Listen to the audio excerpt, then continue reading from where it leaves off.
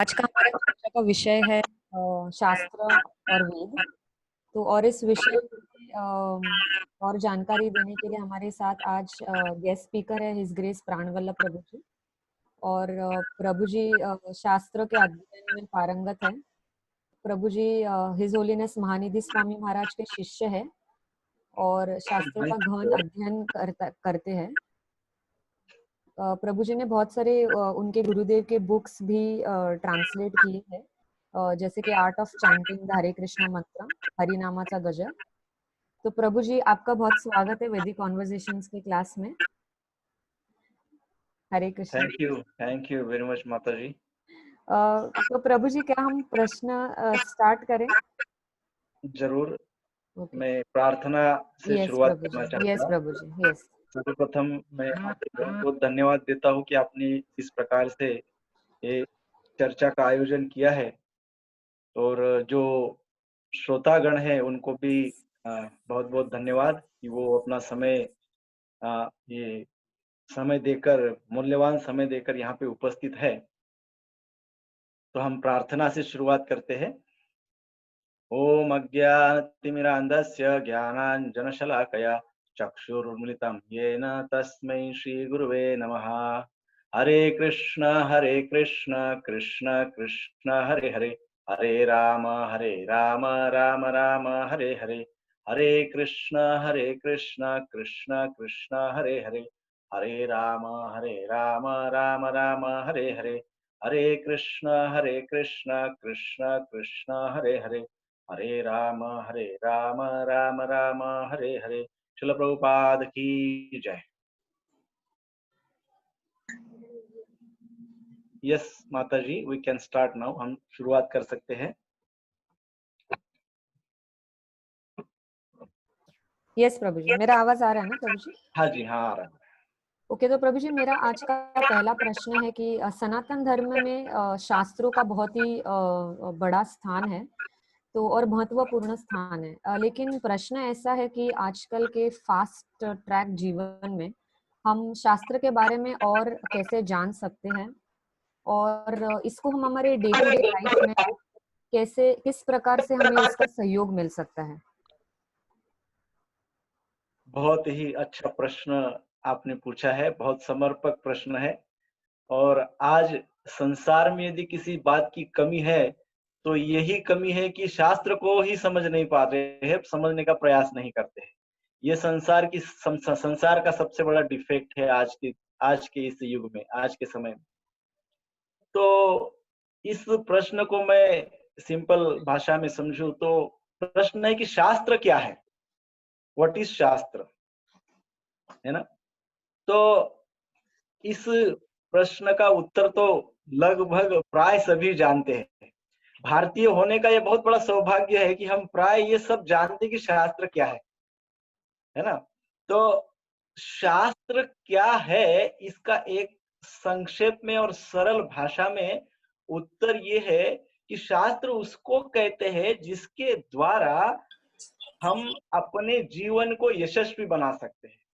अर्थात शास्त्र में ऐसा ज्ञान होता है, उस ज्ञान को यदि हम प्राप्त करें तो हम यशस्वी हो जाते हैं, हमारा जीवन सक्सेसफुल हो जाता है।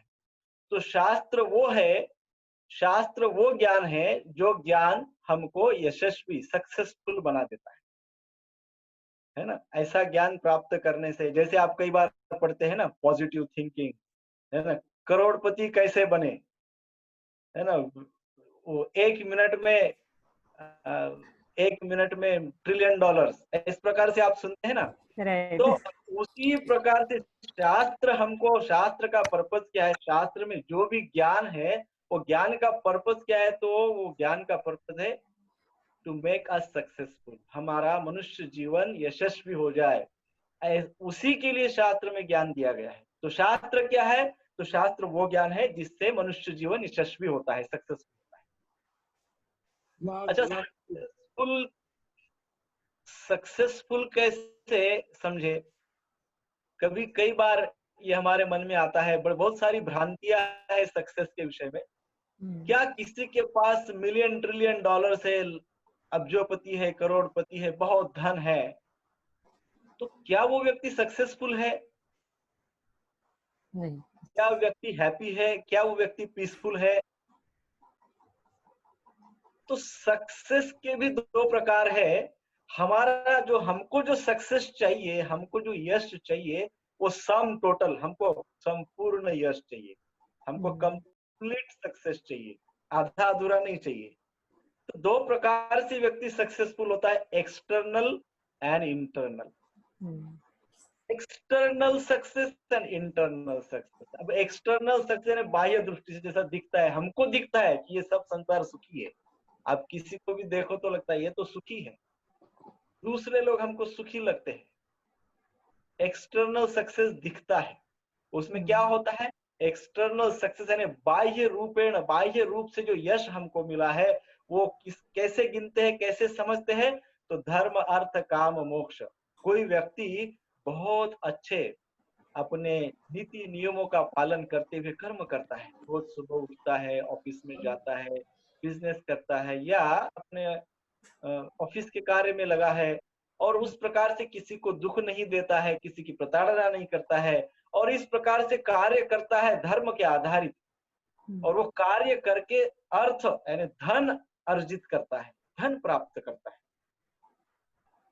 तो धर्म के आधारित धन का अर्जन, अर्थ का अर्जन करता है, अर्थ को प्राप्त करता है, धन को प्राप्त करता है, और काम अपनी कामनाओं को पूर्ण करता है। धर्म अर्थ काम, और फिर मोक्ष, मुक्त हो जाता है चिंताओं से, मुक्त हो जाता है सांसारिक बंधनों से। तो धर्म अर्थ काम मोक्ष जिसका ये चार पुरुषार्थ है, जिसके ये सक्सेसफुली जिस प्राप्त हुए, या जो इसके आधार पे अपना जीवन यापन करता है, वो तो सक्सेसफुल है, परंतु वो भी एक्सटर्नल है, वो तो हमको करना ही है। साथ ही साथ हमको इंटरनल मैनेजमेंट भी आना चाहिए, इनर मैनेजमेंट। एक्सटर्नल मैनेजमेंट अर्थात संसारिक जीवन में रहते हुए किस प्रकार से कर्म करे, कैसे अर्थार्जन करे, कैसे रिलेशनशिप मैनेजमेंट, कैसे अपने संबंधों को मैनेज करे, कैसे संसारिक जीवन को सक्सेसफुल बनाए, कैसे सामाजिक जीवन को सक्सेसफुल बनाए, किस प्रकार से अपने पर्सनल लाइफ को इम्प्रूव करे, सुधारित करे, ये सब एक्सटर्नल, ये तो आवश्यक है, ये तो चाहिए ही चाहिए।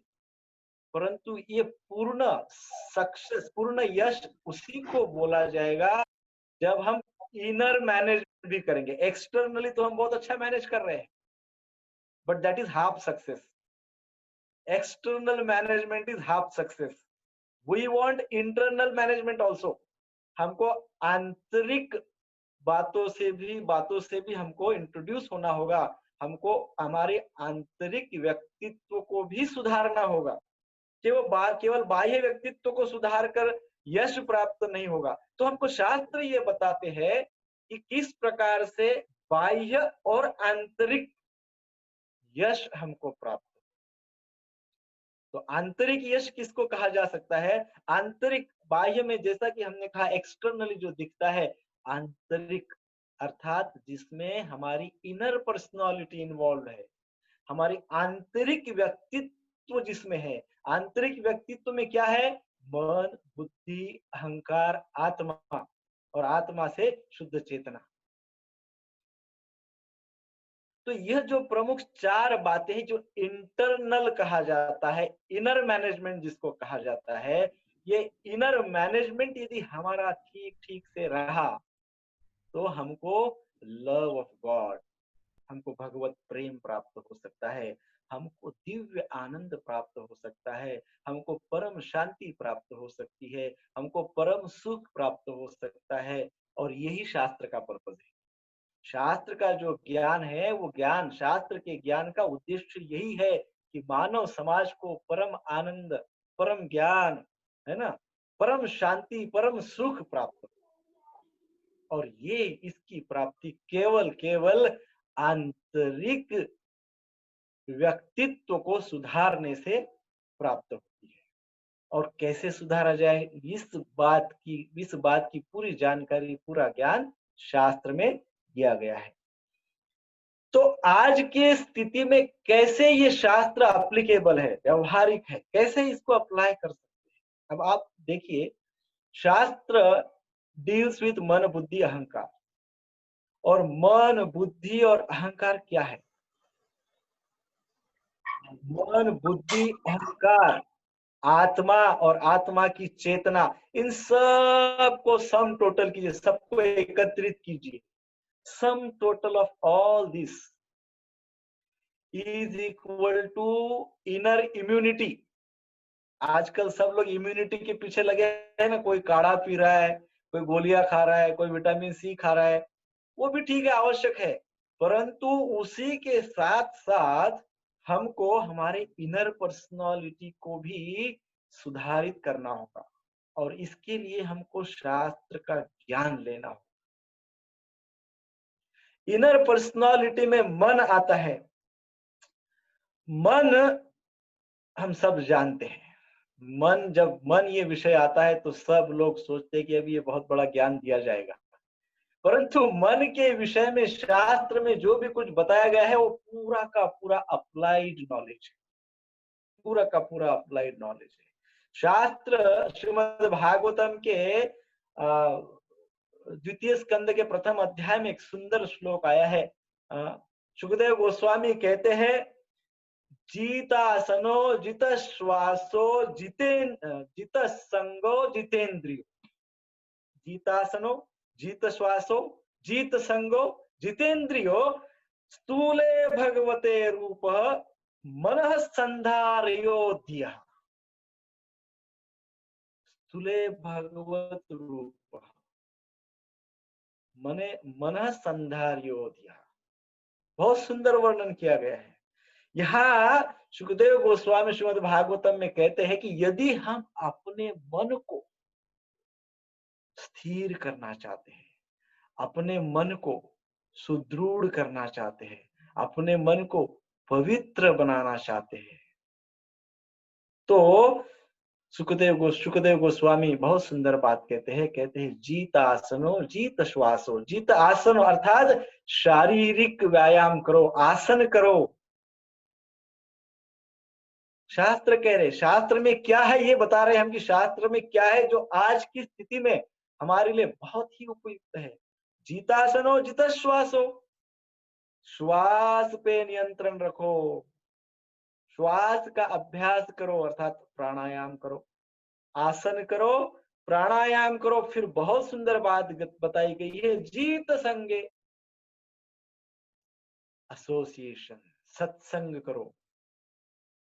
ये शास्त्र में बताया है, सत्संग का, अच्छे लोगों की कंपनी में रहो। Man is known by the company he keeps. जीत संग, और कहा है जितेंद्रिय। बहुत सुंदर बात इसमें कही गई है, और इस श्लोक को कहा गया है इंटरनल मैनेजमेंट।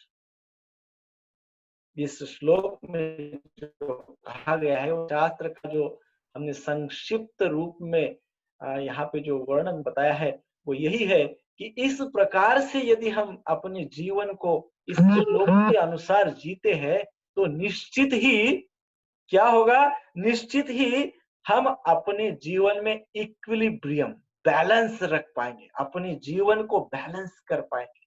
आज बहुत सारी समस्याएं हैं। How to use our shastra, what is there in the shastra. आज के लिए शास्त्र में क्या रखा लिखा है। आज संपूर्ण पूरा विश्व, पूरा ब्रह्मांड परेशान है, संपूर्ण विश्व परेशान है, तो शास्त्र कहाँ उपयुक्त है।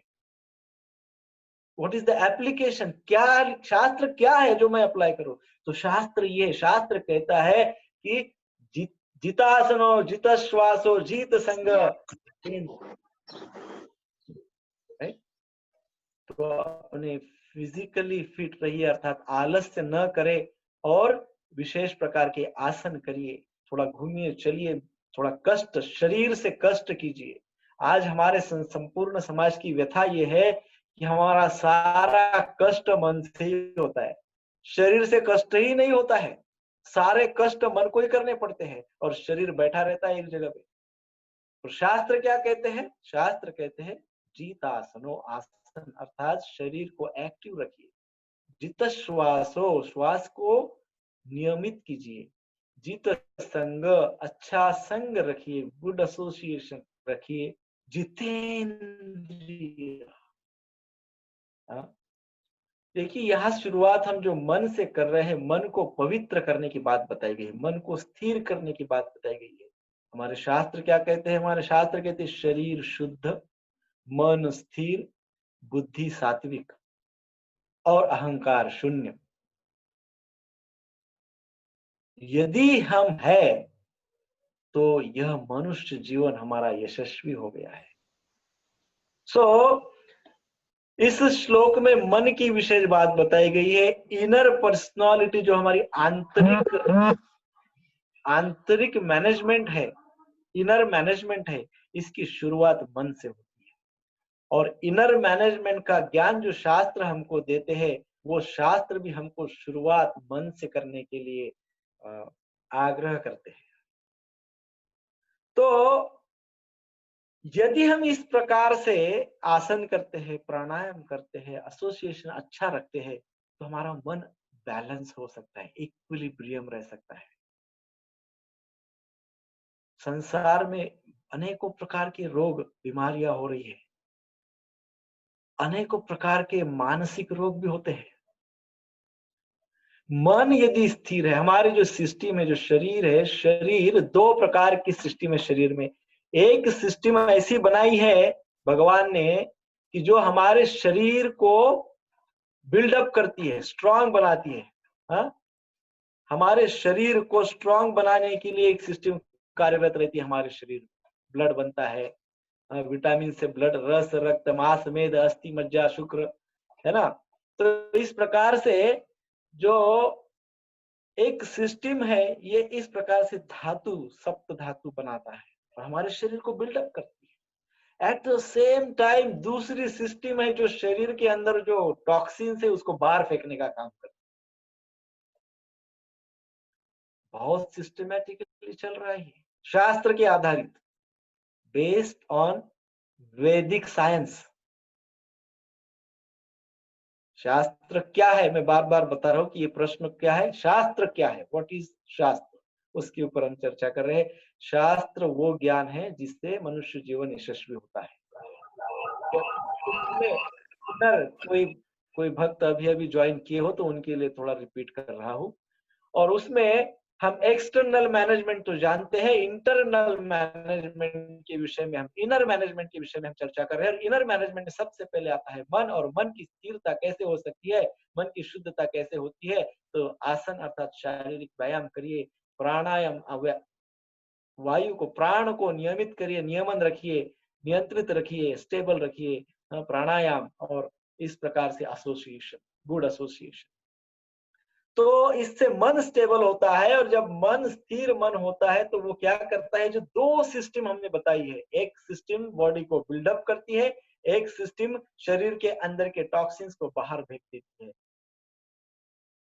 तो मन क्या करता है, मन दोनों सिस्टम के बीच में इक्विलिब्रियम रखता है।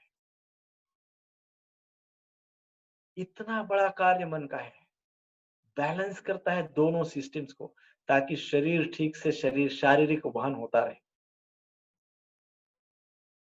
और ऐसे मन को पहले शुद्ध करने का ज्ञान शास्त्र देते हैं। बाकी कहीं संसार में कोई यूनिवर्सिटी में नहीं है ऐसा ज्ञान, कोई बुक नहीं है। बायोलॉजी है बट माइंड का कुछ नहीं।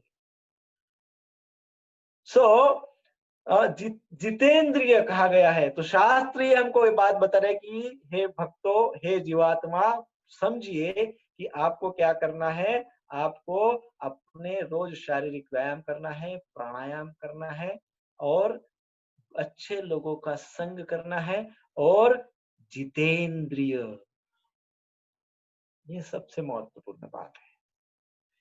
जितेंद्रिय, जितेंद्रिय अर्थात इंद्रियों का नियमन, सेंस कंट्रोल, है ना। सेंसेस को कंट्रोल में रखना है, सेंसेस को कंट्रोल में रखना है। और इस प्रकार से कंट्रोल में रखता है व्यक्ति तो मन उसका शुद्ध होता है। और ऐसे शुद्ध मन वाला व्यक्ति भगवान का स्थूल रूपेण कहा गया है, स्थूले भगवतो रूपे, भगवान का स्थूल रूप, भगवान का साक्षात दर्शन वो कर सकता है। कितनी सुंदर बात कही गई। तो यहाँ सबसे बड़ी दिक्कत तो कहाँ आ रही है, हम समझ सकते हैं कि आपने कहा, शास्त्र ने कहा व्यायाम करिए तो करेंगे, जिम में जाएंगे कल से। शास्त्र ने कहा प्राणायाम करिए, अभी तो सब बातें मानेंगे शास्त्र की, कल से प्राणायाम शुरू करेंगे। कहा गया है एसोसिएशन अच्छा रखो, एसोसिएशन भी रखेंगे। परंतु जो चौथा चौथा पॉइंट है, जितेंद्रिय इंद्रिय संयम, इंद्रियों पे नियमन, सेंस कंट्रोल, वो बहुत डिफिकल्ट है, वेरी डिफिकल्ट। और हम तो देख रहे हैं, हम क्या देख रहे हैं, आप देखिए इतना भयंकर काल है अभी, कोरोना काल है, सभी के लिए बड़ी समस्या विकट है, सभी को प्रताड़नाएं झेलनी पड़ रही है। परंतु देखिए कुछ ऐसे महानुभाव है, उनका इंद्रिय नियमन नहीं हो रहा है। हम देखते हैं मदिरा वाइन शॉप पे लाइन लगी, लोग झगड़ रहे हैं, इंद्रियों पे कंट्रोल नहीं है। और हमने तो कहीं सुना कि कुछ लोगों ने तो वो हैंड सैनिटाइजर पी लिया क्योंकि उनको वाइन नहीं मिल रहा था, तो उन्होंने सुना उसमें अल्कोहल है तो पी जाओ, तो उन्होंने अल्कोहल समझकर हैंड सैनिटाइजर को पी गए और मृत्यु हो गई। इतना भयंकर loose control, there is no control at all. हमारे इंद्रियों पे कंट्रोल नहीं है। अच्छा, इंद्रियों पे कंट्रोल कौन रखता है प्रभु जी? हमारे इंद्रियों पे कंट्रोल नहीं है, अर्थात कंट्रोल किसका होता है? मन का होता है। इंद्रिय कंट्रोल कौन करता है? मन करता है। और शास्त्र हमको, इसीलिए शास्त्र में ये ज्ञान दिया गया है कि how to control your mind, मन को कैसे कंट्रोल किया जा सकता है। बड़ा संक्षेप में, बहुत सुंदर 4 शब्दों में पूरा कितनी बड़ी बात शास्त्र के विषय में बताई गई है कि शास्त्र ये ज्ञान देते हैं। कई बार हम समझते हैं कि शास्त्र अप्लाइड अप्लाइड नहीं है, आज के युग के लिए नहीं, आज के समय के लिए नहीं, वो तो पुरातन बात है, सदियों पुरानी बातें हैं, पुराने लोगों के लिए नहीं, शास्त्र आज के लोगों के लिए। तो शास्त्र कहता है यदि मन को इस प्रकार से सुदृढ़ रखते हैं तो हम क्या कर सकते हैं? इक्विलिब्रियम मेंटेन रख सकते हैं, हमारे शरीर की हमारे शरीर का मेंटेनेंस रख सकते हैं, और इस प्रकार से इम्यूनिटी, आजकल जिसकी चर्चा हो रही है, इम्यूनिटी हमारी स्ट्रांग हो सकती है। ऐसा ज्ञान शास्त्र में दिया है। अब कई बार हमको भक्त प्रश्न पूछते हैं कि प्रभु जी ज्ञान तो बहुत दिया, इतना ज्ञान दिया है कि कितना समझे, बहुत भारी होता है इतना ज्ञान, ज्ञान तो शास्त्र में बहुत है, परंतु ज्ञान के साथ साथ उसको कैसे रिसीव किया जाए, कैसे अप्लाई किया जाए, ऐसा भी कुछ हमको देना चाहिए था ना।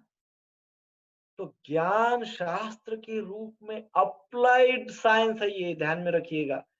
स्पिरिचुअल साइंस, वैदिक science is applied science, it is not at all theoretical science. Applied science है। तो जब अप्लाइड साइंस में थ्योरी दी जाती है तो प्रैक्टिकल्स के लिए भी कुछ वस्तुएं हमको प्रदान की जाती है कि ठीक है भाई, प्रैक्टिकल के लिए ये वस्तु ले लो, ये थ्योरी, ये प्रैक्टिकल प्रयोगशाला में प्रयोग करो। तो ये धरती, ये जो पृथ्वी है, भूमंडल, ये भूमंडल पे ये प्रकृति के रूप में हमको बहुत सारा कुछ वस्तुएं प्रदान की गई है, ये प्रैक्टिकल करने के लिए। और ये वस्तुओं के साथ साथ 4 स्पेशल गिफ्ट भगवान ने दिया। ऐसा नहीं है भगवान की बस इतने बड़े शास्त्र, वेद, गीता, भागवत इतना बड़ा बड़ा दे दिया, हम करते बैठो, नहीं। भगवान ने इसके साथ साथ हमको 4 बड़े मौल्यवान गिफ्ट दिए। 4 गिफ्ट क्या है? ABCD, 4 gift ABCD। पहला गिफ्ट जो भगवान ने दिया है, ए for ability, A for ability. Ability अर्थात क्षमता। किसकी क्षमता दी है भगवान ने? भगवान ने क्या एबिलिटी दी है? भगवान ने जिज्ञासा करने की एबिलिटी दी है, ability to inquire about higher world, है ना? ये गिफ्ट दे दिया है, जिज्ञासा दी है। कुत्ता, बिल्ली, गाय, बैल, भैंस कितना भी प्रयास करें, वे लोग उच्च शिक्षण, उच्च स्तर का ज्ञान प्राप्त करने की जिज्ञासा रख ही नहीं सकते। उनको खाने को मिल गया कि बस वहीं सो जाते, बस हो गया, दे आर हैप्पी, वो उसमें बड़े सुखी है। They do not have this ability, उनके पास ये एबिलिटी नहीं, ये क्षमता नहीं है कि खाने पीने सोने के ऊपर का जो है ज्ञान, हायर लेवल, उच्च स्तर का ज्ञान, वो प्राप्त करने की एबिलिटी उनमें नहीं है। भगवान ने मनुष्य को गिफ्ट दे दिया एबिलिटी, अथा तो ब्रह्म जिज्ञासा, पहला गिफ्ट है। दूसरा गिफ्ट क्या दिया? Bliss, B for bliss. दूसरा गिफ्ट है बी फॉर ब्लिस। ब्लिस अर्थात परम आनंद, सर्वोच्च आनंद, उत्तम कोटि का आनंद, डिवाइन हैप्पीनेस। सो ये ब्लिस, वो उच्च स्तर का आनंद प्राप्त करना, वो भी मनुष्य को संभव है, वो भी मनुष्य के लिए मार्ग खुला कर दिया है।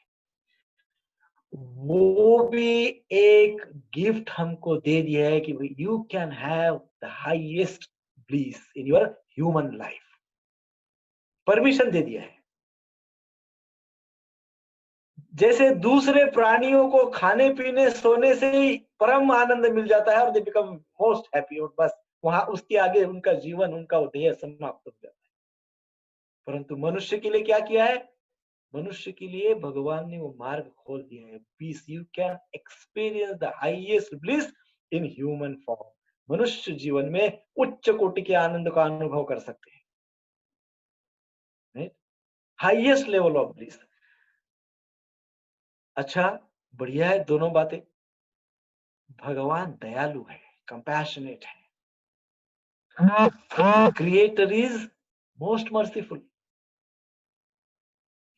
तो इसलिए उन्होंने सी भी दे दिया, एंड सी फॉर चॉइस। इतना देकर भगवान ने ऐसा नहीं किया कि अब आपको ये दिया ना, चलो इसका ही उपयोग करो, बस इसके आगे पीछे आप नहीं सोच सकते, बंद आपकी सोच को। नहीं, भगवान ने क्या किया? चॉइस हमारे ऊपर छोड़ दिया, choice is yours, you are free, you have free will, ये भी गिफ्ट दे दिया। और डी फॉर डिटर्मिनेशन, दृढ़ता, दृढ़ निश्चय। ये ऊपर के तीनों बातों को करने के लिए दृढ़ता हमको दे दी, डिटर्मिनेशन हमको दे दिया। We are very much determined. देखो, हम यदि कुछ करने का ठान लेते हैं तो हम करके ही छोड़ते हैं, है ना? चाहे कितना भी लॉकडाउन हो जाए, चाहे कितना कुछ भी हो जाए, कितना भी कोरोना आ जाए, यदि हमको मार्केट में घूमने जाना है तो हम जाएंगे ही जाएंगे। We are determined. हमको डिटर्मिनेशन, दृढ़ता, ये दिया है भगवान ने। ये चार चीजें हमको दिए, A B C D. A for, what is A for? सब सुन रहे हैं ना? Ability. A for ability, B for bliss, C for, what is C for? C for choice, D, yes, and D for determination, right। और ये चारों चीजें क्यों दिए भगवान ने हमको? इसलिए दिए है कि इन चारों चीजों का उपयोग करके हम शास्त्र क्या है ये समझेंगे, ओनली बिकॉज ऑफ दैट। और यदि भगवान को नहीं दे तो हम भी दो पैरों के जानवर होते थे। हम मनुष्य को ही नहीं बोलता, हम बोले दो पैरों के जानवर, पशु, द्विपाद पशु। परंतु भगवान ने ये चार चीजें हमको दी है, इसलिए दी कि हम शास्त्र को समझे, शास्त्र क्या है, और अपने जीवन को यशस्वी बनाए, है ना। इसलिए भगवान ने बड़ी दया करके ये हमको दिया है। और पर्पज क्या है? पर्पज ये है कि हमारा मनुष्य जीवन यशस्वी हो। शास्त्र में यही ज्ञान है, यही ज्ञान है जिससे मनुष्य जीवन यशस्वी हो जाता है। दैट इज शास्त्र। फिर हमको यह देखना है कि कैसे स्लोली स्लोली इस ज्ञान को अप्लाई करें। देखिए प्रभु जी, यदि इस ज्ञान को हम अप्लाई करते हैं तो हमारे साथ ये कॉस्मिक एनर्जी हमारे साथ है। माता जी ने बहुत सुंदर प्रश्न पूछा है और इसका उत्तर भी बड़ा विस्तृत है, समय तो कमी है, परंतु ये कॉस्मिक एनर्जी, वैश्विक शक्ति जो है ना, ये हमारे साथ है। हम सब, पूरा संसार इतना दौड़ रहा है, इतना दौड़ रहा है, सालों से दौड़ रहा है, दौड़ रहा है। Creation creation creation, go on creating creating, निर्माण निर्माण, चाहिए चाहिए चाहिए चाहिए, क्रिएशन, कितना creation. Where is knowledge, where is shastra, where is A B C D, what about the gift that has been given to us? वो गिफ्ट हमको जो मिले उसका क्या? शास्त्र का क्या? ज्ञान का क्या? मन बुद्धि अहंकार का क्या? हम बस दौड़ रहे। इस दौड़ के चक्कर में हम मन को शुद्ध करना भूल गए, हम बुद्धि को सात्विक करना भूल गए, अहंकार हमारा बढ़ गया है। अहम और वहम, जब भी ये दो चीजें होगी प्रभु जी, माता जी, कभी भी हमारा मनुष्य जीवन यशस्वी नहीं हो सकता। अहम और वहम, ईगो एंड डाउट्स ऑन शास्त्र, ये दो चीजों से कोई भी व्यक्ति यशस्वी नहीं हो सकता है, सक्सेसफुल नहीं हो सकता है। इसलिए शास्त्र हमारे मन को शुद्ध करते हैं, बुद्धि को सात्विक करते हैं, अहंकार को शून्य कर देते हैं, चेतना को, शुद्ध चेतना को जागृत करते हैं, और इस प्रकार का ज्ञान हमको शास्त्र देते हैं। तो इस ऐसा ज्ञान प्राप्त होने से संपूर्ण वैश्विक शक्ति जो है वो हमारे साथ होती है। परंतु जब ये ज्ञान हमको नहीं है तो हम क्या कर रहे हैं? केवल क्रिएशन क्रिएशन क्रिएशन क्रिएशन।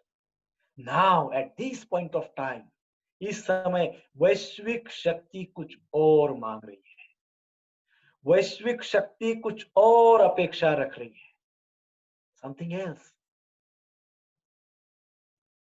वैश्विक शक्ति की अपेक्षा जो है इस समय, उसके अनुसार जिसकी चेतना है, जिसकी कॉन्शियसनेस है, या जो वैश्विक शक्ति को रिसीव कर पा रहा है, वैश्विक शक्ति का मूड चेंज हो गया। अभी तक हमारे भाग दौड़ को समहाउ बड़े मुश्किल से सपोर्ट कर रही थी, अभी स्टॉप हो गई है।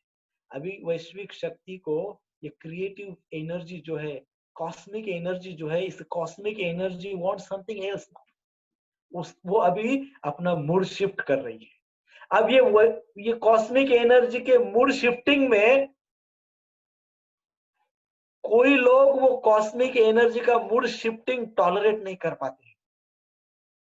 तो जो टॉलरेट नहीं कर पा रहे हैं वो समाप्त हो रहे हैं। जो उस कॉस्मिक एनर्जी के मूड को समझ पा रहे, रिसीव कर पा रहे, या अपने एनर्जी को, अपने इनर एनर्जी को, अपने आंतरिक शक्ति को उसके साथ मैच कराने का प्रयास कर रहे शास्त्र आधारित या अपने आचरण के आधार से, तो वे व्यक्ति आगे आगे प्रगतिशील होते जा रहे हैं। तो इसलिए शास्त्र जरूरी है कि वो कॉस्मिक एनर्जी के साथ, वैश्विक शक्ति के साथ वो व्यक्ति ट्यून हो जाता है। It's a very good tuning. और ये ट्यूनिंग के लिए ये संपूर्ण निसर्ग, पूरी प्रकृति हमको हेल्प करती है। सारी प्रकृति तैयार रहती है, क्योंकि ये 4-4 गिफ्ट हमको दिए हुए हैं। समस्या ये है कि हम तैयार नहीं होते हैं, राइट? आई होप मैंने पहले प्रश्न का उत्तर दिया है। यस माता जी, प्रभु जी, यस प्रभु जी। काफी विस्तृत तरीके से आपने उत्तर दिया और बहुत ही सुंदर मैं तरीके से सोच दिया रहा हूँ प्रभु। कि नहीं नहीं प्रभु जी, बहुत ही सुंदर। लेकिन इसको लेके अभी हम मेरा दूसरा प्रश्न है कि आपने इनर इम्यूनिटी की बात की प्रभु जी, कि बहुत ही जरूरी है इनर इम्यूनिटी। जैसे हम फिजिकल इम्यूनिटी की बात करते हैं, तो इनर इम्यूनिटी भी इतनी ही इम्पोर्टेंट है। और जो आजकल के जनरेशन में हम देख रहे हैं कि ये इनर इम्यूनिटी या इमोशनल इंटेलिजेंस मिसिंग है, और उसके कारण काफी सुसाइड्स या डिप्रेशंस, ये सारे मेंटल इलनेसेस बहुत उभर कर आ रहे हैं। तो अनफॉर्चुनेटली आजकल के जनरेशन को ये सिखाया जाता है कि हमारा जो शास्त्र है, कि जैसे महाभारत, रामायण, जो पुराण है, इतिहास है, वो सब माइथोलॉजी है। तो माइथोलॉजी यानी मिथ, मिथ यानी विच इज नॉट। तो आपका इस पे क्या कहना है कि शास्त्र को माइथोलॉजी करके क्यों संबोधित किया जाता है? यस, बहुत अच्छा प्रश्न है। Very much applicable question. देखिए, क्या शास्त्र माइथोलॉजी है या मनगढ़ंत है? ऐसा है, यदि आहार में, हमारे रोज के भोजन में यदि विष घोल दिया जाए, हम जो रोज आहार लेते हैं उस आहार में यदि विष घोल दिया जाए, तो उससे बचना संभव हो सकता है, बच सकते हैं हम। परंतु यदि हमारे विचारों में यदि विष घोल दिया जाए, तो उससे बचना असंभव है। हाँ? हमारे माइंड में, हमारे विचार में, हमारे पर्सनालिटी में, हमारे रहन सहन में यदि हमारे सारे के सारे हमारे लाइफ के डायमेंशंस में जहर घोल दिया जाए, स्पेशली विचारों में, मेंटालिटी में, तो बचना असंभव है। यही कार्य किया जा रहा है कई कई वर्षों से, कई सालों से। और कई लोग ये कहते कि शास्त्र बहुत कठिन है, शास्त्र तो माइथोलॉजी है। लेकिन मेरा ये पूर्ण विश्वास है कि जो भी लोग ये कहते हैं, उन्होंने कोई भी शास्त्र का अभ्यास नहीं किया हुआ होता है। कोई भी शास्त्र का अभ्यास उनका नहीं होता है। और वो क्या बोलते हैं? शास्त्र माइथोलॉजी है, शास्त्र कठिन है। उन्होंने कुछ किया ही नहीं, बिना किए कैसे पता चल गया? बिना अध्ययन किए, बिना समझे, बिना सुने, तो कैसे पता? तो ज्यादातर ये जो लोग ऐसे बोलने वाले होते हैं, विशेषकर आज की जनरेशन, तो ये खुद स्टडी के, खुद के अनुभव के, स्वयं के अनुभव के आधार पे नहीं बोलते हैं। ये बोलते कैसे आ रहे? उनको किसी ने बोला, उनके पूर्व में किसी ने बोला, उनके पूर्व में किसी ने बोला, ऐसे बोलते बोलते बोलते आ रहे और वो भी बोल रहे हैं। तो किसी ने कहीं पे तो भी हमारे विचारों में विष घोल दिया है। और ऐसा विष विचारों में घोल दिया है कि अभी उसमें से जनरेशन टू जनरेशन उसमें से निकलना मुश्किल हो रहा है। Very difficult. हमारे अनेकों पीढ़ियां, हमारे गुरु परंपरा, हमारे ऋषि मुनि, सब, इवन भगवान तक ये कहते हैं कि शास्त्र इज एब्सोल्यूट ट्रूथ। बहुत सुंदर शब्द है इंग्लिश में ये, एब्सोल्यूट ट्रूथ। संस्कृत में कहते हैं परम सत्य। और जिन्होंने इसका कोई भी ज्ञान नहीं रखा है, या पढ़ा नहीं, समझा नहीं, या प्रयास नहीं किया है, वो इसको कहते हैं माइथोलॉजी। इसका नाम है, इसका नाम है परम सत्य, एब्सोल्यूट ट्रूथ। हमारे वेदास एब्सोल्यूट ट्रूथ है, परंतु कई वर्षों पहले ईर्ष्या के कारण हमारे वेदों को, या वैदिक ज्ञान को, धार्मिक ज्ञान को, आध्यात्मिक ज्ञान को पोल्यूट करने के लिए दूषित करने के लिए अंतरराष्ट्रीय स्तर पे, राजकीय स्तर पे प्रयास किया गया। और आपको ये जानकर हैरानी होगी कि सबसे पहले वेदों के लिए माइथोलॉजी यानी वेदास माइथोलॉजी है, ये शब्द सबसे पहले कहा गया है एक बहुत बड़े फेमस प्रसिद्ध व्यक्ति के द्वारा, जिनका नाम है मैक्स मुलर। मैक्स मुलर ने सबसे पहले कहा कि ये जो वैदिक ज्ञान है, it's a mythology, it's a myth. और फिर ब्रिटिश मिशनरी ने इसका बहुत ही आक्रामक तरीके से प्रसार किया, बहुत आक्रामक तरीके से प्रसार किया। क्या प्रसार किया? इट्स अ माइथोलॉजी, वैदिक नॉलेज इज माइथोलॉजी। तो अब हम ये देखते हैं, ये समझने का प्रयास करेंगे कि व्हाई वेदास, क्यों वेदास, क्यों शास्त्र? शास्त्र मनगढ़ंत नहीं है, बिल्कुल नहीं है शास्त्र मनगढ़ंत।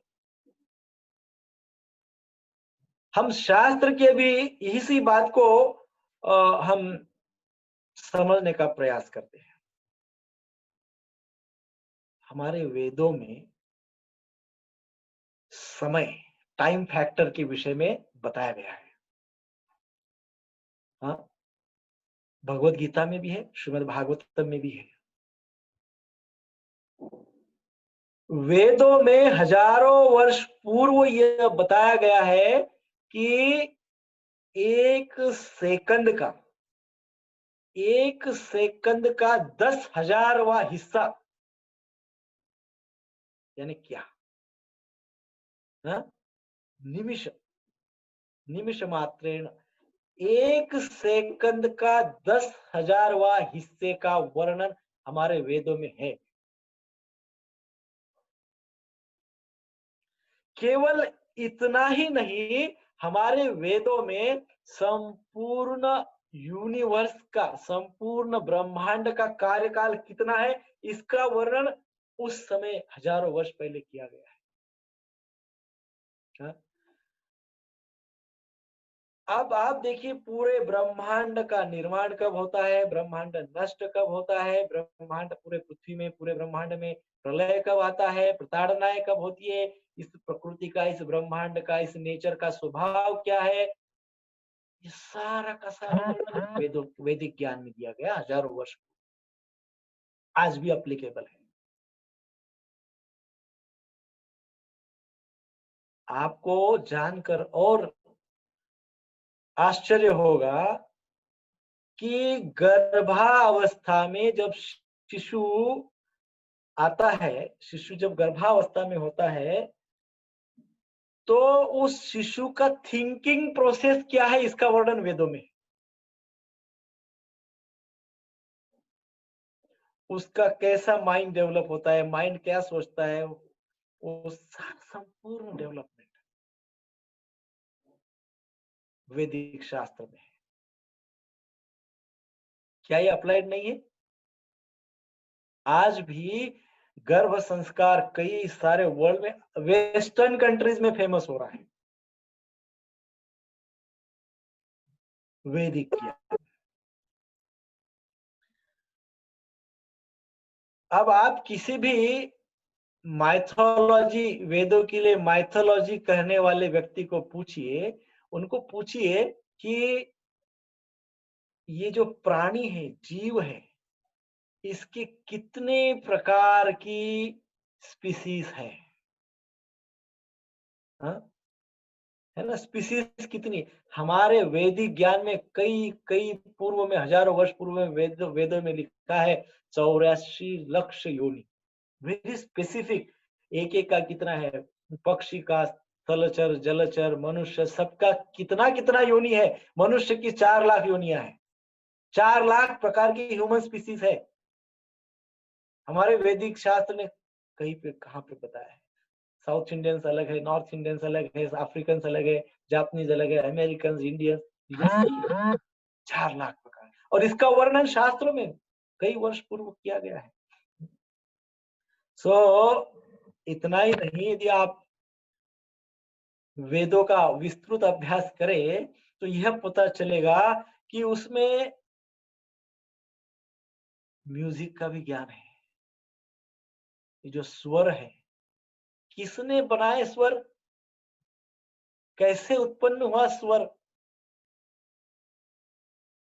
वेदों ने बताया कि स्वर कैसे उत्पन्न हुआ है।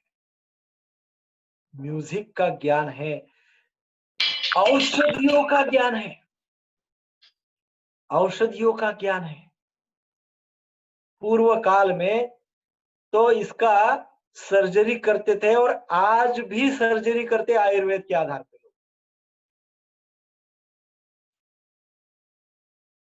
मेडिसिन, म्यूजिक, आर्ट, डांस वगैरह का भी ज्ञान है, पॉलिटिक्स का ज्ञान है, आर्किटेक्ट, स्थापत्य शास्त्र, सभी का इतना ज्ञान वेदों में भरा हुआ है। युद्ध शास्त्र, वारफेयर्स का भी ज्ञान शास्त्र में, इतना सब ज्ञान है। साथ ही साथ साइकोलॉजी, ह्यूमन साइकोलॉजी, इसका भी ज्ञान है, प्रकृति का भी ज्ञान है, पुरुष का भी ज्ञान है, मनुष्य का भी ज्ञान है, समय का भी ज्ञान है, कर्मों का भी ज्ञान है, विज्ञान है, जीव का भी ज्ञान है, शरीर का भी ज्ञान है, आहार का भी ज्ञान है, विहार का भी ज्ञान है। अभी हमने जो कहा कि मन को शुद्ध करने के लिए क्या बताया शास्त्र ने, सबसे पहला यही बात है ना। तो सभी प्रकार का अप्लाइड ज्ञान है, ये अप्लाइड साइंस है, ये शास्त्र में उपलब्ध है। आपने कभी सुना होगा पंचांग, पंचांग देखते हैं आप, एस्ट्रोलॉजी, कॉस्मोलॉजी, एस्ट्रोनॉमी, सब वेदों में है। कौन से ऑर्बिट में कौन सा ग्रह घूम रहा है, कौन सा तारा कहां पे है, कौन सा नक्षत्र कहां पे है, ये सब वैदिक अध्ययन है। लोगों ने उसको ट्रांसलेट किया अपने पद्धति से और उसको अपना बता दिया, परंतु मूलतः ये वैदिक ज्ञान है। कब ग्रहण होने वाला है, हमारे आज ही वैदिक ज्ञान से पता चल जाता है। ग्रहण क्यों होता है, वैदिक ज्ञान से पता चल जाता है। इस प्रकार से बहुत सारी अप्लाइड बातें जो है वो वेदों में सम्मिलित है, परंतु हमारा ध्यान नहीं है उसके ऊपर। आत्मा, परमात्मा, भगवान, ये सब शास्त्र से प्राप्त होते हैं। जो संसार के बड़े प्रसिद्ध शास्त्रज्ञ है, साइंटिस्ट है, world famous scientist, Oppenheimer, Einstein, Schopenhauer, Kant, Hegel, Emerson, so many, मुझे नाम भी पता नहीं है, बहुत सारे साइंटिस्ट है।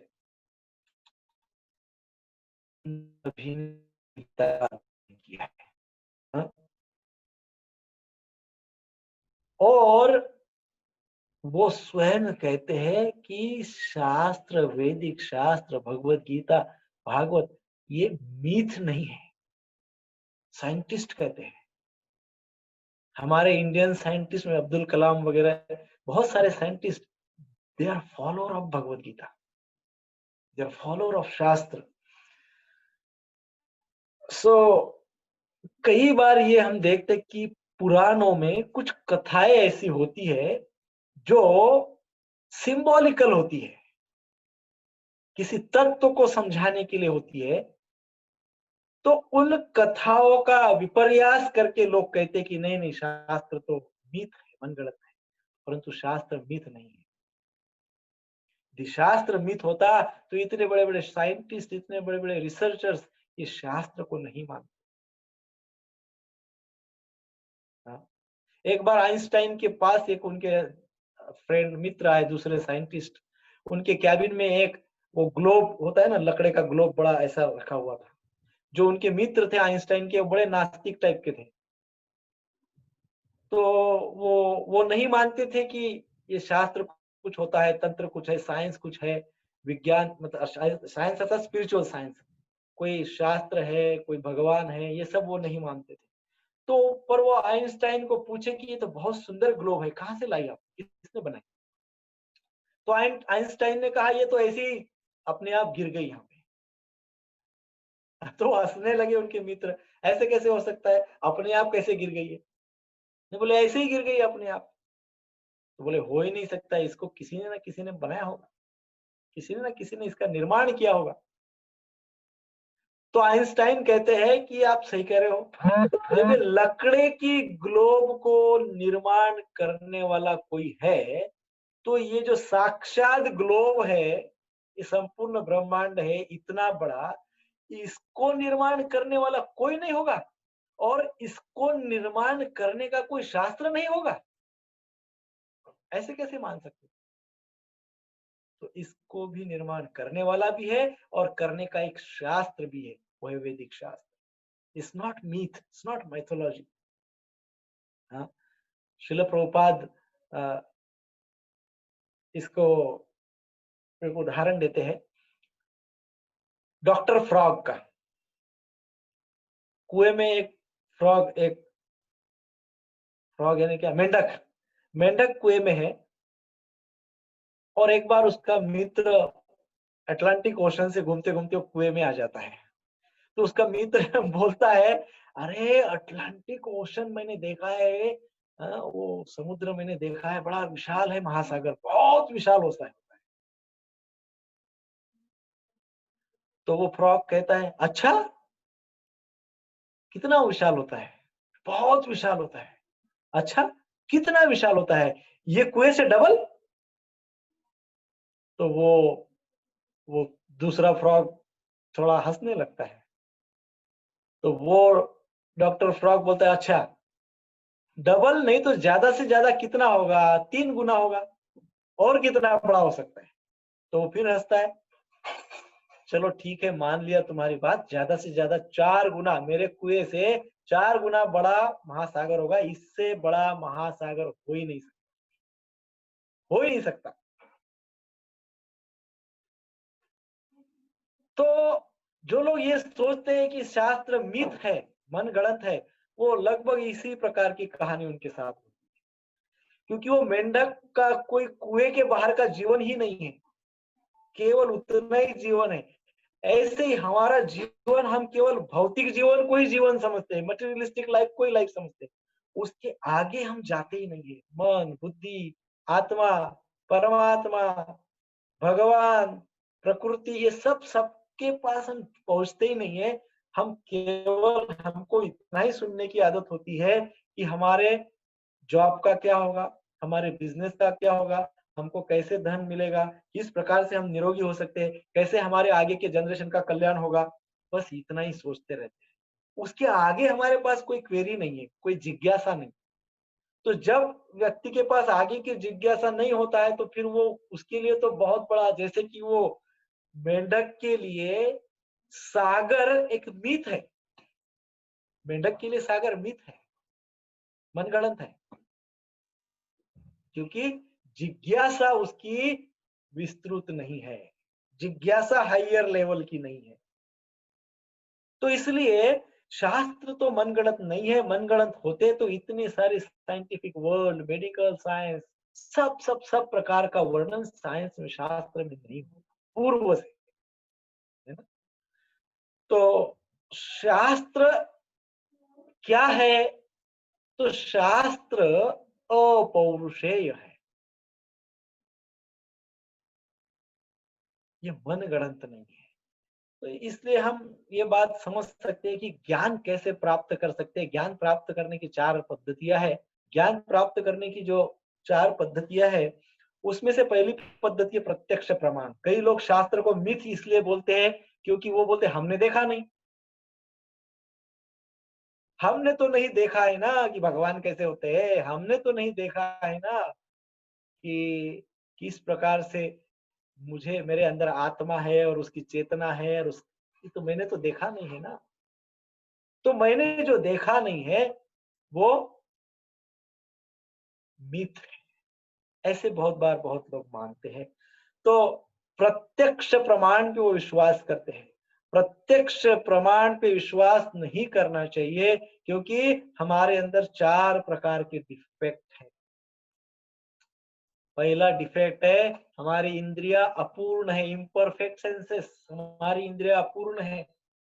यदि घने अंधेरे में हम चले गए घर में और वहां रस्सा पड़ा हुआ है मान लो बहुत बड़ा, तो अंधेरे में हमको रस्सा साफ दिखता है, अर्थात क्या अंधेरे में हमारी आंख परफेक्ट काम नहीं करती है, इम्परफेक्ट सेंसेस है। फिर हम भ्रमित होते रहते हैं, इल्यूजन होते रहता है। हम सोचते कुछ है, होता कुछ और है ना। ऐसा सभी के जीवन में होता है। कभी कभी हम देखते कि हम सोचते कुछ है लेकिन हमारे साथ होता कुछ और है। ये इल्यूजन की स्टेज है, भ्रमित होने की अवस्था है, जीवन भ्रमित रहता है। ये होता है, डिफेक्ट है हमारे अंदर। तीसरा है हम या तो हमको धोखा कोई दे देता है या हम किसी को धोखा दे देते हैं, चीटिंग प्रोपेंसिटी। या तो हम धोखा खाते हैं। आप सब बहुत अच्छे भक्त है, आप जिज्ञासु है तो आपकी बात नहीं हो रही, बट संसार में ऐसा होता है कि ये कोई धोखा देता है। हम तो सब धोखा खाने वाले होते हैं, कोई ना कोई आता है हमको चीट कर देता है, धोखा दे देता है, और फिर हम गलतियां तो करते ही रहते हैं, है ना। एंड एरर इज ह्यूमन, ऐसा बोलते हैं ना कि हम मनुष्य है तो गलती है। तो गलतियां हम, अब ये 4 डिफेक्ट हमारे अंदर है, तो 4 डिफेक्ट के साथ हम किस प्रकार से वस्तु को एज इट इज समझ सकते हैं, नहीं समझ सकते। सो हमारा सेंस ऑफ परसेप्शन में डिफेक्ट होते हैं। आंखों से पूर्ण देख नहीं सकते, कान से हमको एज इट इज सुनाई दे नहीं सकता है। तो इसलिए ये प्रत्यक्ष प्रमाण के आधार पे सही ज्ञान हमको नहीं हो पाता है, क्योंकि ये 4 डिफेक्ट्स हमारे अंदर है। फिर दूसरा क्या है? दूसरा है अनुमान प्रमाण, स्पेकुलेशन। पहला है डायरेक्ट परसेप्शन, दूसरा है स्पेकुलेशन, अनुमान लगाना। अभी अनुमान किसके आधार पे होता है? प्रत्यक्ष के ही तो आधार पे अनुमान होगा ना। देखा है, इसका अनुभव अनुमान कर रहा है ना। देखते हैं उसके, जैसे कि हम अभी डे टाइम में, दिन के समय में सूर्य की ओर देखे तो कितना बड़ा लगता है सूर्य, एक चमकता हुआ प्लेट लगता है छोटा सा। हम देख रहे हैं, देखकर हम ये कह रहे कि सन गॉड, ये सूर्य देव है, इसका ज्यादा से ज्यादा कितना मेरे आंखों में पूरा दिख रहे हैं, संपूर्ण सूर्य मेरे आंखों से दिख रहे हैं,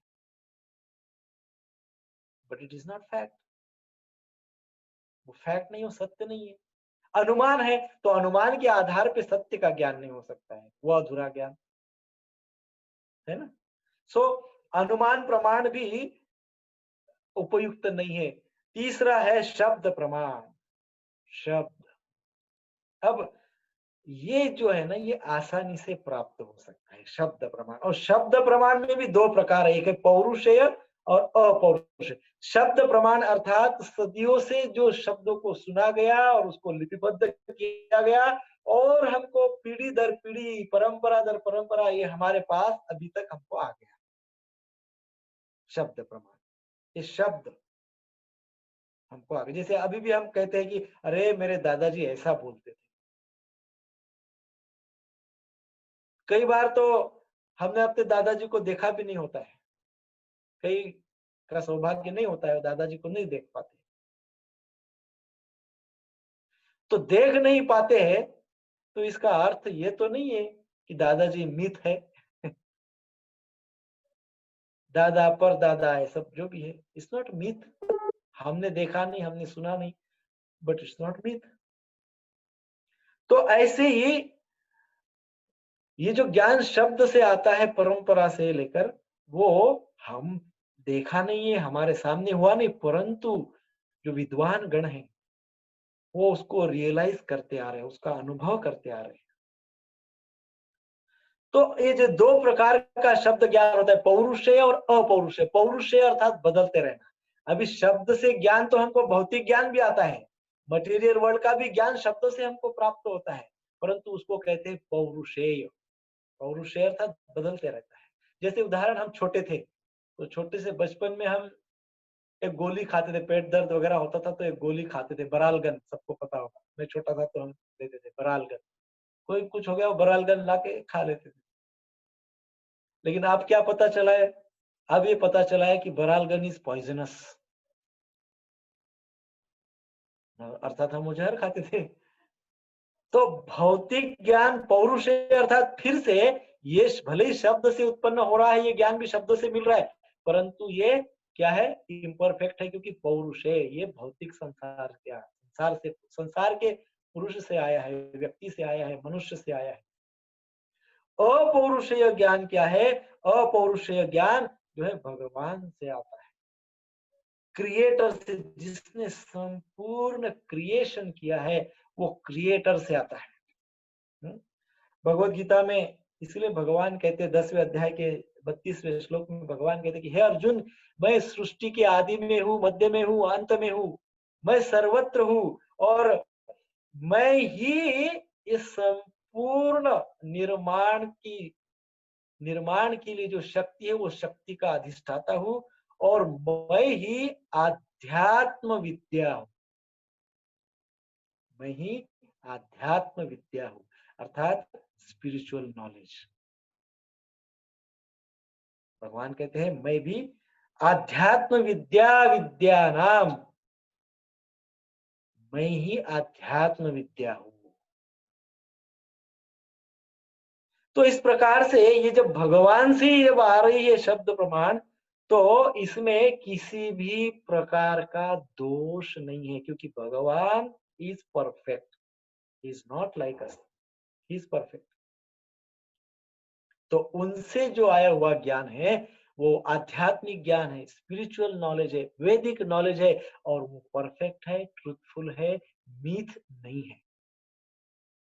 तो हमने इस प्रकार से दोनों प्रश्न का उत्तर दिया है कि spiritual knowledge is not mythology, because भगवान से लेकर तो आज के साइंटिस्ट तक सभी उसको मानते हैं, उसमें सारे विषय इंक्लूडेड है, वर्षों से वो सब उसमें सम्मिलित है और प्रैक्टिकल है, और आज के इस जीवन में, आज के समय में भी उपयुक्त है। आज के ट्रीटमेंट में भी आयुर्वेद का बहुत बड़ा सहयोग हम सभी को प्राप्त हो रहा है। तो इस प्रकार से यह ज्ञान मीथ नहीं, इज नॉट मीथ। प्रभु जी, एक लास्ट क्वेश्चन पूछना था प्रभु जी। अभी आपने कहा कि हमारे ह्यूमंस में शॉर्टकमिंग्स है, कि जैसे हमारे माइंड स्पेक्युलेटिव है, हमारे सेंसेस इम्परफेक्ट है। तो स्क्रिप्चर्स में तो इतना सारा ज्ञान है, it gives us overview of everything. तो हम जैसे कलयुग के जो बद्ध जीव हैं, उन्होंने कौन से स्क्रिप्चर्स पढ़ने चाहिए या कौन से शास्त्र को रेफर करना चाहिए जो कि हम प्रैक्टिकली उसको अप्लाई कर सके हमारे जीवन में, और ये ज्ञान किस तरह प्राप्त करना चाहिए, किससे यह ज्ञान सुनना चाहिए? बहुत ही भाई, आपने संपूर्ण शास्त्र को इंक्लूड कर दिया 4 प्रश्नों में। तो बहुत सुंदर प्रश्न पूछे आपने। तो अभी मैं इसका एकदम संक्षेप में उत्तर देता हूं कि कौन से शास्त्र को सुनना चाहिए। शास्त्र तो बड़ा विस्तृत है, भंडार है,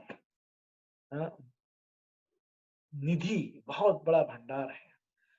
तो अब व्यास देव ने जितने भी ग्रंथ के टाइटल्स यदि देखा जाए तो 4520 टाइटल्स है व्यास देव ने लिखे हुए, 4520 टाइटल्स। उसमें के कई समाप्त हो गए हैं, कई चीजें लोगों ने डिस्ट्रॉय की है, कई चीजों को मैनिपुलेट कर दिया है अंग्रेजों ने या दूसरे आक्रामक जो हमारे ऊपर राज्य किए हैं उन्होंने।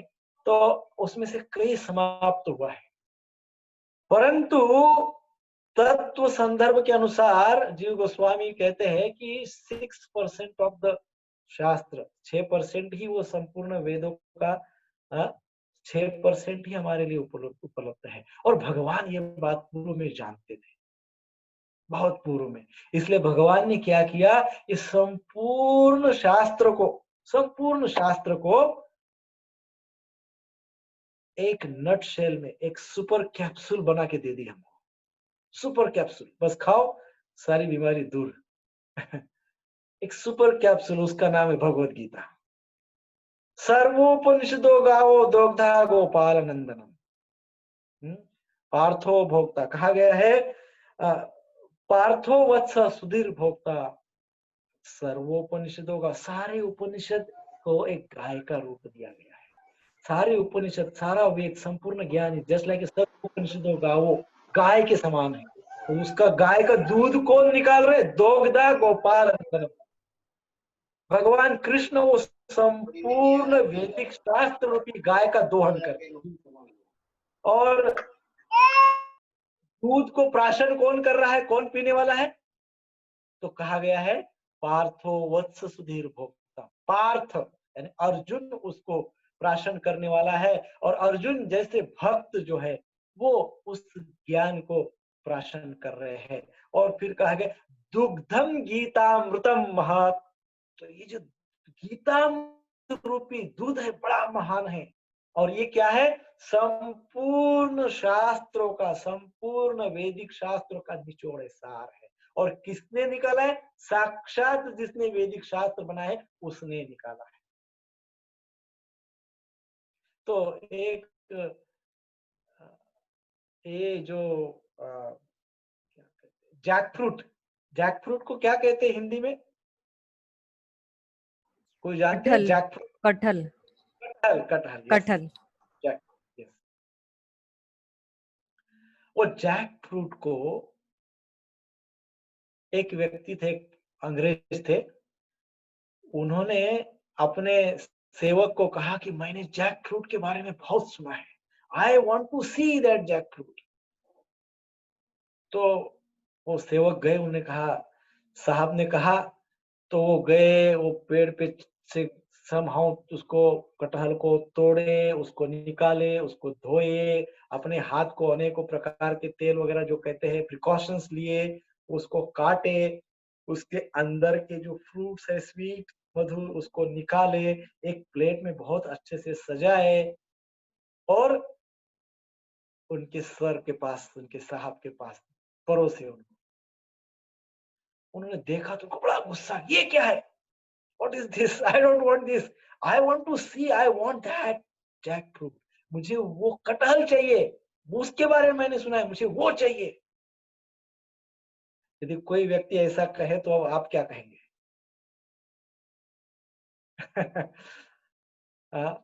तो जब हम कहते हैं कि गीता वगैरह ठीक है, मुझे वेद चाहिए, क्या चाहिए? मुझे वेद चाहिए, मुझे उपनिषद चाहिए, मुझे संहिता चाहिए, मुझे अरण्यक चाहिए, ये सब मुझे चाहिए। तो उसका तात्पर्य ये है कि मैं कटहल मांग रहा हूं। बहुत मुश्किल है कटहल से फल निकाल के उसको, उस टेस्ट को रिलीज करना, इट्स वेरी डिफिकल्ट। स्पेशली जिसको काटना ही पता नहीं है तो वो कैसा काटेगा? उसका स्टाइल होता है, अनुभव ही नहीं है तो कैसे काटेगा? तो भगवान कृष्ण ने क्या किया, वो संपूर्ण वेद रूपी कटहल को काटा, बड़ी प्रिकॉशन के साथ काटा, उसके जो अनवांटेड पार्ट को निकाल दिया, उसमें के जो मधुर पके हुए फल है उसका भी सीड निकाल के फेंक दिया। वो एकदम सीडलेस बना के थाली में रखकर सामने दे दिए। That is Bhagavad Gita.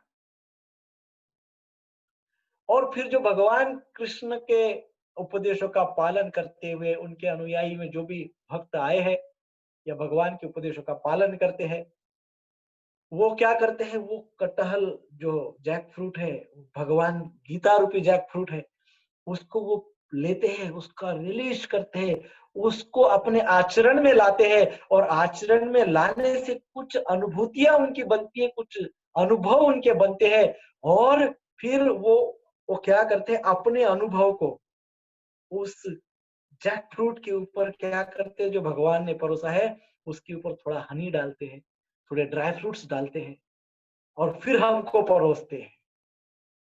Honey and dry fruits अर्थात उस गीता के उपदेशों के साथ वो अपने थोड़े बहुत रियलाइजेशंस, अनुभूतियां, अनुभव उसके साथ हमको परोसते हैं।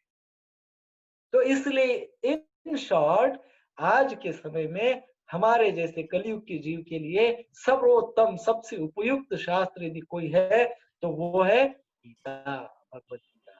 तो हमने भगवत गीता समझने का प्रयास करना चाहिए। और अब दूसरा प्रश्न साथ ही में तुरंत आता है कि किससे सुने, कौन बताएगा, ये कौन परोसेगा हमको ये फ्रूट्स?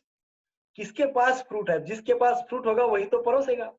जिसके पास सही ज्ञान है, एज इट इज यथारूप ज्ञान है भगवत गीता का, वही तो परोसेगा। तो अब किसको हम अप्रोच करें, किसके पास जाए? मान लो आपने आइंस्टाइन का बहुत नाम सुना है। आइंस्टाइन के जो प्रिंसिपल्स है वो, उसके ऊपर आप भी रिसर्च करना चाहते हैं और उसमें आगे बढ़ के बड़ा कुछ संशोधन करना चाहते हैं आइंस्टाइन थ्योरी पे, तो क्या करेंगे? आइंस्टाइन थ्योरी पे संशोधन करना है तो क्या करेंगे? तुरंत तुरंत आप आइंस्टाइन की डायरी ढूंढने लग जाएंगे क्या? आइंस्टाइन की डायरी ढूंढने में लग जाएंगे? नहीं, क्या करेंगे? आप ये देखेंगे कि आइंस्टाइन की थ्योरीज को पढ़कर, सीखकर, अप्लाई करके ऐसे बहुत लोग होंगे जिन्होंने वो सीखा, पढ़ा और वो अपने जीवन में उतारा, उसके एक्सपेरिमेंट्स किए, उससे रियलाइजेशंस लिए और आज वो उसमें सक्सेस हो गए हैं और वही फिलॉसफी को, वही प्रिंसिपल्स को वो फॉलो कर रहे हैं। आप क्या करेंगे? उसी व्यक्ति को अप्रोच करेंगे जिसने आइंस्टाइन प्रिंसिपल को फॉलो किया, एक्सपेरिमेंट किया, रियलाइज किया। सिमिलरली ये गीता का ज्ञान, शास्त्र का ज्ञान भी हम ऐसे ही व्यक्ति से, अब ये भगवान ने कही तो हमको, तो जैसे आइंस्टाइन के पास हम नहीं जा सकते हैं, आइंस्टाइन की डायरी नहीं ढूंढ सकते हैं, वैसे ही हम डायरेक्ट भगवान से इंस्ट्रक्शन नहीं ले सकते। अभी हमको क्या करना होगा? हमको ये करना होगा कि ऐसे व्यक्ति को अप्रोच करना होगा जिसने पूरे भगवान की भगवत गीता को, भगवान के उपदेशों को अच्छे से समझा है, रियलाइज किया है, अपने जीवन में एक्सपेरिमेंट किया है, जीवन में उतारा है और अब उनके आचरण में गीता है। ऐसे व्यक्ति को ढूंढना होगा और ऐसे व्यक्ति को अप्रोच करना होगा। और कैसे अप्रोच करना होगा?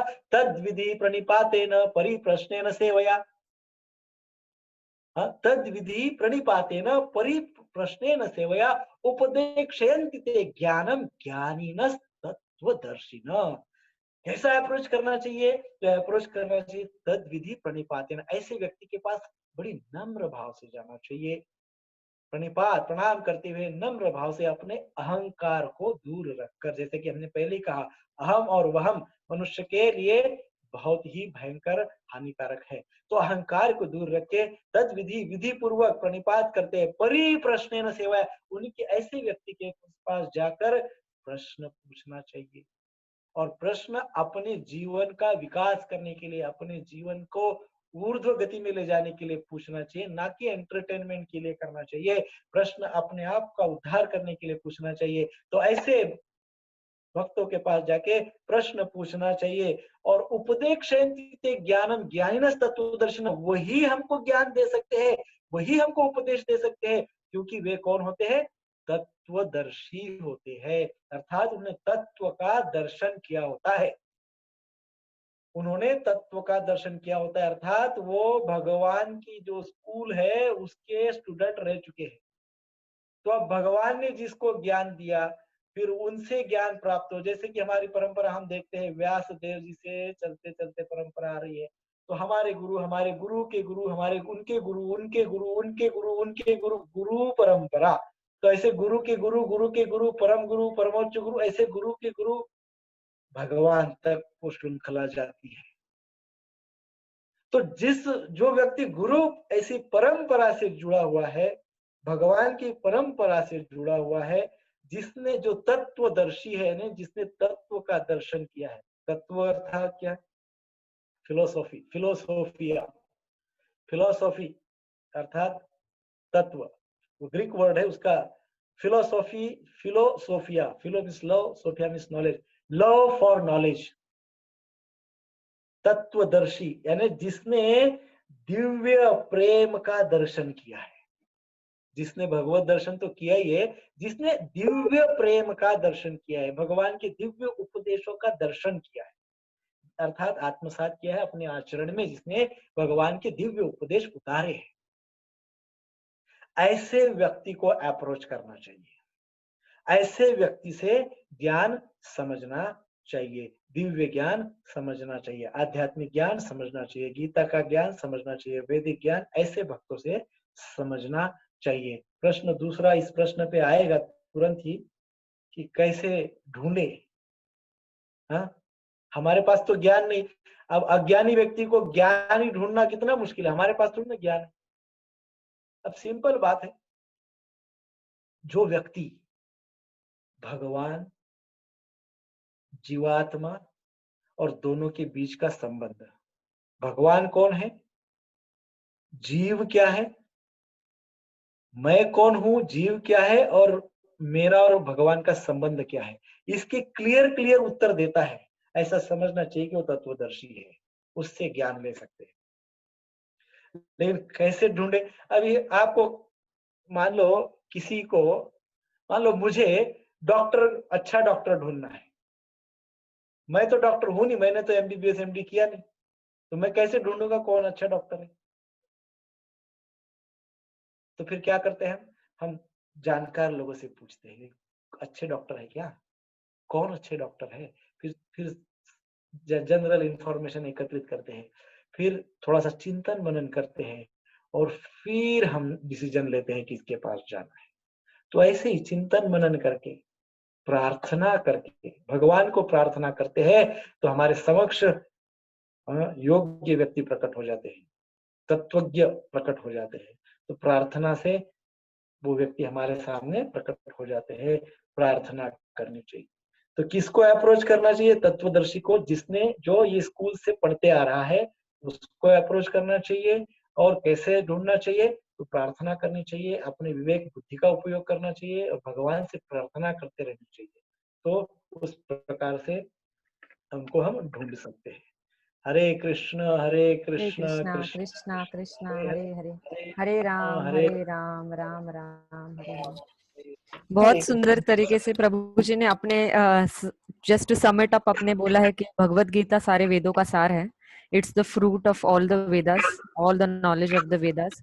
और 15वें अध्याय में भी श्री कृष्ण भगवान ने ये कहा है कि I am the compiler of the Vedas and through the Vedas I am to be known. So ये जो अति गुह्य ज्ञान है वो इस्कॉन के द्वारा और प्रभुपाद जी के द्वारा हमें ये बहुत सुलभ तरीके से उपलब्ध है, Bhagavad Gita as it is के माध्यम से। और आप जैसे डिवोटीज है जो डेली भगवत गीता के क्लासेस लेते हैं, तो हम सभी डिवोटीज को मैं रिक्वेस्ट करूंगी कि ये ज्ञान जो है वो इजीली अवेलेबल है यूट्यूब के द्वारा, जूम के द्वारा। सो हम कनेक्ट हो ऐसे क्लासेस में और ये ज्ञान प्राप्त करके हमारे जीवन में अप्लाई करने की कोशिश करेंगे। Thank you Prabhu ji, thank you today for your valuable time.